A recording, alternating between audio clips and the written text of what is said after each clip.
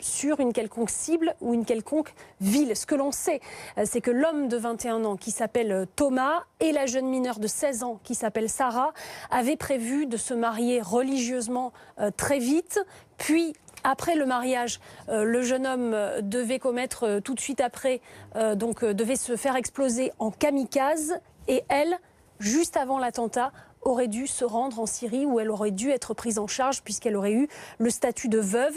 L'homme de 34 ans qui a été arrêté dans le même appartement, lui était considéré comme leur tuteur, comme leur mentor, et lui avait des contacts en Syrie. En revanche, il y a un quatrième homme qui a été retrouvé ce matin dans ce même appartement, qui n'a peut-être rien à voir, qui va peut-être être relâché, mais en tout cas, il était sur place, donc il a été embarqué avec les autres et placé en garde à vue, des gardes à vue qui peuvent théoriquement durer jusqu'à 96 heures. Merci beaucoup Cécile Olivier pour ces informations. Nous sommes en direct avec Jean-Luc Taltavul, secrétaire général adjoint du syndicat des commissaires de la police nationale. Bonjour, merci d'être avec nous. Tout d'abord, ce qui frappe dans cette nouvelle affaire, c'est la jeunesse des protagonistes. Le jeune homme qui avait des velléités de devenir kamikaze a 21 ans.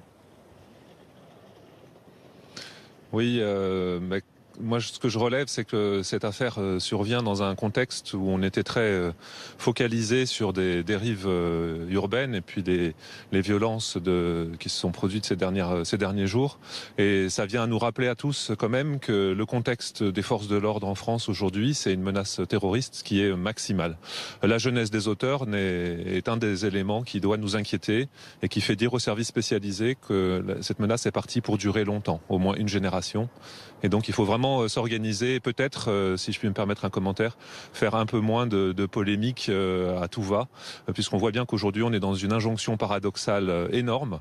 D'un côté, on conteste quasiment le droit aux policiers de faire des contrôles d'identité. En tout cas, c'est récurrent, comme si on s'amusait à le faire juste pour importuner des gens. Et de l'autre, on est bien content d'avoir des fichesses, des outils pour tracer l'activité d'individus dangereux. Donc là, je pense qu'on est vraiment en face d'une injonction paradoxale qui n'est plus tenable et qui est très mal vécue par nos collègues de terrain. On sait que le gouvernement a promis des moyens pour l'ensemble des forces de l'ordre. Est-ce que c'est suffisant, selon vous ? Écoutez, ces moyens étaient très attendus, ça va dans la bonne direction. Maintenant, je relève qu'on nous annonce l'arrivée de caméras piétons, mais entre le moment où le dispositif s'est négocié avec les représentants du personnel, le moment où la loi a été votée, la loi du 3 juin, qui leur donne une base légale, en introduisant un article dans le Code de sécurité intérieure qui légitime la possibilité de filmer un certain nombre d'interventions. La possibilité, j'ai dit. On parle maintenant, il y a eu un amendement, un cavalier législatif dans une loi récente qui prévoit une expérimentation de l'obligation de filmer tous les contrôles d'identité. Et là, nous, on y voit premièrement une difficulté logistique parce que les capacités de stockage des images qui doivent être conservées pendant 6 mois n'avaient pas été prévues pour un usage aussi intensif de la caméra puisqu'il devait rester ponctuel. Et j'y vois aussi une difficulté symbolique parce que nous le prenons réellement comme une marque de suspicion sur notre métier alors que, très sincèrement, nous ne pensons pas le mériter. Alors vous avez fait partie des personnes auditionnées après les attentats du 13 novembre à Paris. Selon vous, comment améliorer notre sécurité face à cette menace constante et disséminée ? Il faut faire intervenir, il faut mieux associer les militaires ? Oui, alors on en avait parlé à l'époque, il n'y a pas de lien avec l'affaire d'aujourd'hui ou celle de Ness-sous-Bois, là, dans votre question, mais on a évidemment toujours le souci d'améliorer la coordination. Je sais que des travaux, puisque j'ai eu l'occasion d'interagir avec un certain nombre d'acteurs de ces dossiers depuis cette audition, où d'ailleurs mon propos n'était pas polémique, hein, on me questionnait au terme d'1 heure et quart d'audition sur qu'est-ce qui pourrait être encore amélioré, et je soulignais l'intérêt qu'il y aurait à avoir un catalogue de conduite à tenir, et que notamment les militaires de Sentinelle, s'ils ont une mission prioritaire qui peut être de tenir un périmètre et la faculté, si l'urgence le commande, de faire basculer une partie de leurs effectifs pour les mettre à disposition du policier le plus haut gradé sur place. Je sais que ça avance, même si ça n'est pas encore fait, d'après les informations dont je dispose. Merci beaucoup Jean-Luc Taltavul d'avoir été avec nous en direct dans le 12-15. Dans ce contexte, le délit de consultation habituel des sites djihadistes vient d'être annulé par le Conseil constitutionnel. Les sages ont estimé que cet article était contraire aux libertés fondamentales. La décision prend effet immédiatement. Ce délit était puni de 2 ans de prison et de 30 000 € d'amende. Et puis de manière éminente, sachez qu'on attend une déclaration de Bernard Cazeneuve. Le Premier ministre est en ce moment en déplacement dans la Creuse. Il devrait s'exprimer sur ce qu'on vient d'apprendre, donc sur ces 4 personnes qui ont été interpellées à Montpellier dans le cadre d'un projet d'attentat déjoué. Et on rappelle les informations qui sont en ce moment à notre disposition. 4 personnes interpellées, dont une femme âgée de 16 ans, un jeune homme âgé de 21 ans qui voulait visiblement se rendre, qui a tenté de se rendre en Syrie en 2015. 71 grammes de TATP ont été retrouvés dans plusieurs domiciles à l'issue d'une opération conjointe menée par la SDAT et par le RAID.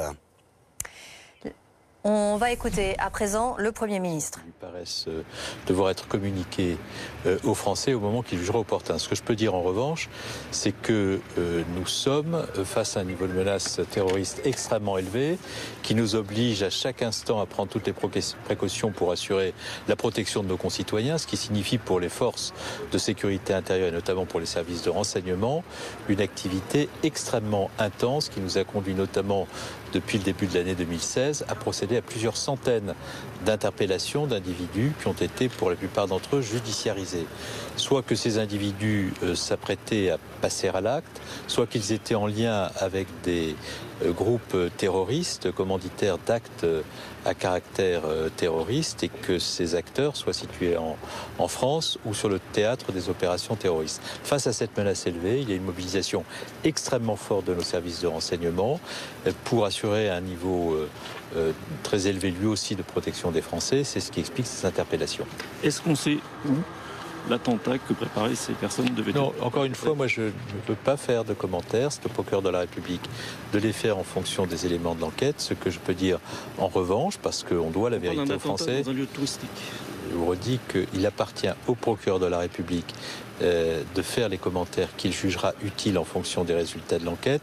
La vérité que l'on doit aux Français, c'est que nous sommes face à un niveau de menace terroriste extrêmement élevé qui appelle une mobilisation très forte de nos services. J'ai indiqué lorsque j'ai fait mon discours de politique générale que c'était une priorité de mon gouvernement que d'assurer cette protection des Français face à ce haut niveau de menace. Ça veut dire une mobilisation totale des forces de sécurité intérieure et des services de renseignement.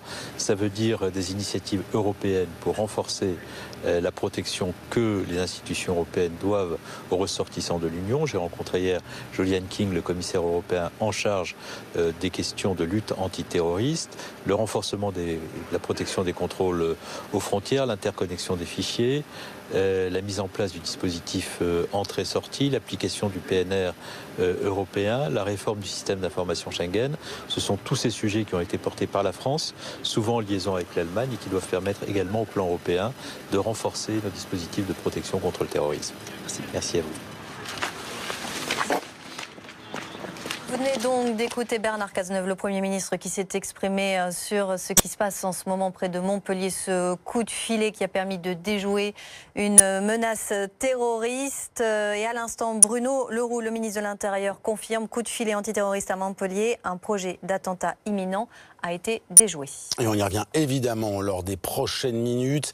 L'actualité de ce vendredi, ce sont ces volatiles contaminés par le virus de la grippe aviaire qui auraient été vendus sciemment à des éleveurs du Sud-Ouest. La justice a ouvert une enquête pour tromperie aggravée.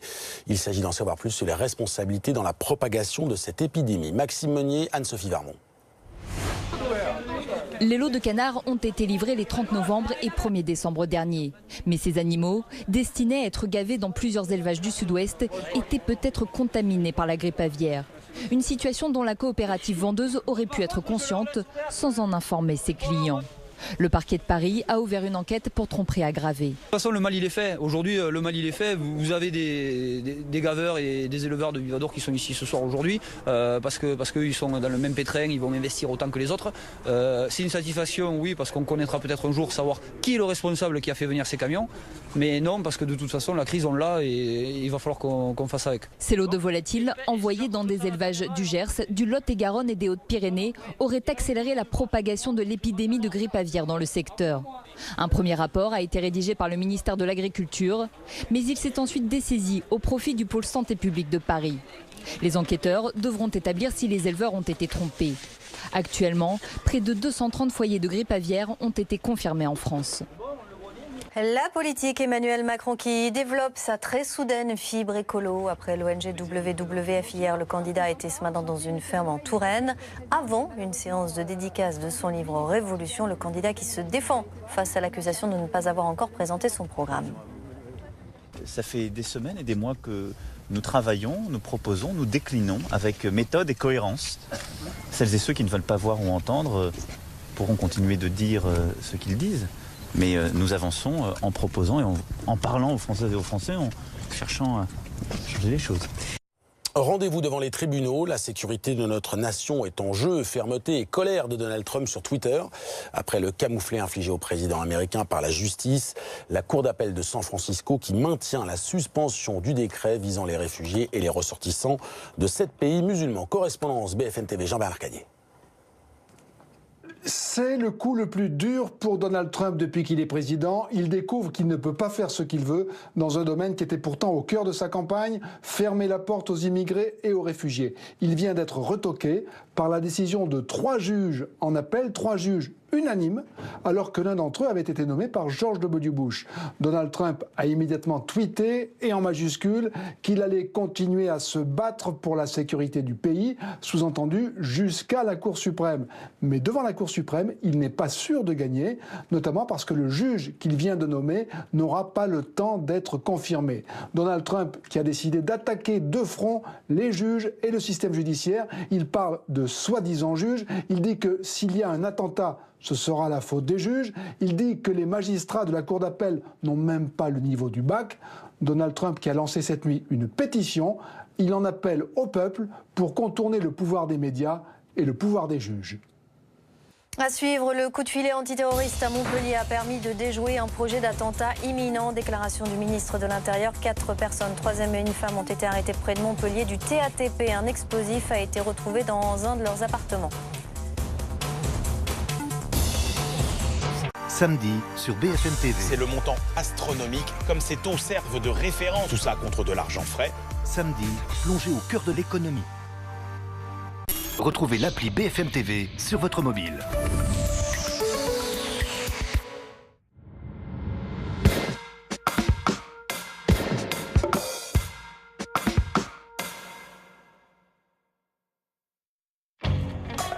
Some people love it. Some people even adore it. And when that little stone drops, go boom, boom for the